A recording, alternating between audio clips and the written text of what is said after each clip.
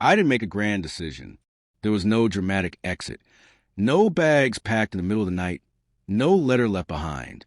I didn't even slam the door. I just walked away, quietly, because not every betrayal is worth the energy of goodbye. She was unfaithful, but not in the obvious way people imagine. Not the kind you catch red-handed, not the cliché of clothes scattered on the floor. It was more subtle, more deliberate, more personal. It started with harmless seeming lies, so small they almost felt insignificant. Late nights at work, missed calls, text messages from coworkers that never quite matched the expression in her eyes. I wanted to believe her. More than anything, I wanted to believe her. Love blinds you, and hope makes you foolish. I ignored the signs, held on longer than I should have, convinced myself it was just a rough patch. I made excuses for her, rationalized the distance, the shift in her voice, the way her laughter no longer carried warmth when she looked at me. And then one night, it all unraveled. She left her phone unlocked. I didn't go looking. I didn't have to. The screen lit up on its own, revealing a message from him. Just 10 words. Last night was everything. I can't stop thinking about you. That was all it took to destroy everything I thought we had.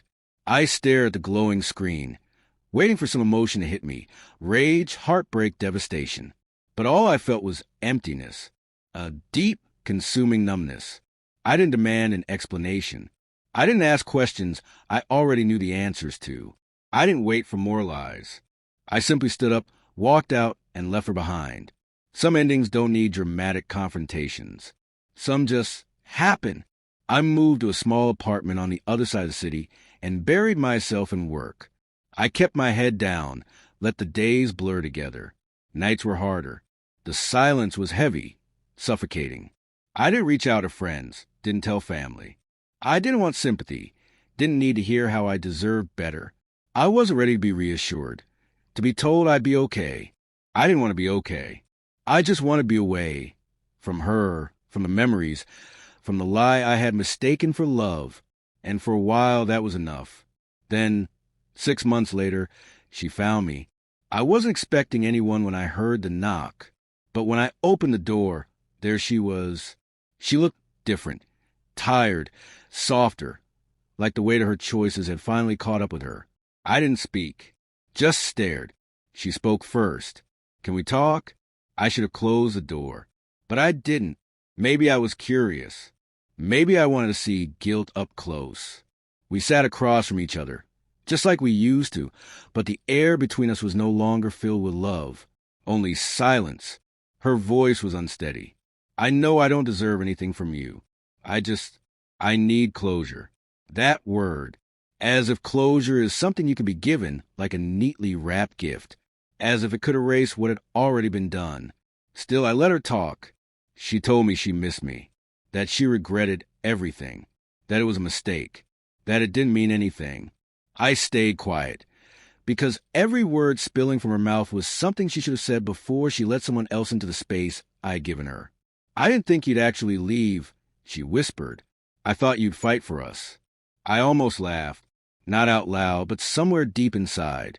Fight? She was the one who shattered the trust, yet she expected me to fight for pieces? I met her eyes. I left because there was nothing left to fight for. She flinched. Good. The truth has a way of stinging. That's the price of betrayal. Tears welled in her eyes, but I felt nothing.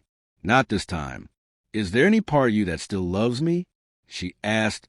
I had asked myself that same question night after night, in the quiet, in the dark, and the answer was always the same. I loved who you were, not who you became. She nodded like she already knew.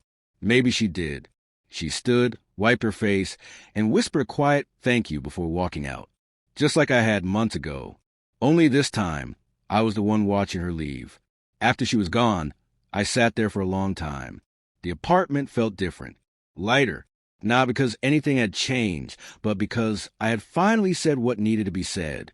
Closure isn't something you get from someone else. It's something you find in yourself. And that night, I finally understood she didn't come back because she loved me. She came back because she couldn't live with herself. She wanted forgiveness, not from me, but for her own guilt. But I didn't owe her that. Forgiveness isn't a gift to the one who broke you. It's something they have to earn. And she hadn't. So if you're waiting for an apology, for an explanation, for something to make it all make sense, don't. You don't need their words to move on. You don't need to reopen wounds just to prove they've healed. Sometimes the real closure is in walking away and never looking back. Not every betrayal deserves a goodbye, and that's okay.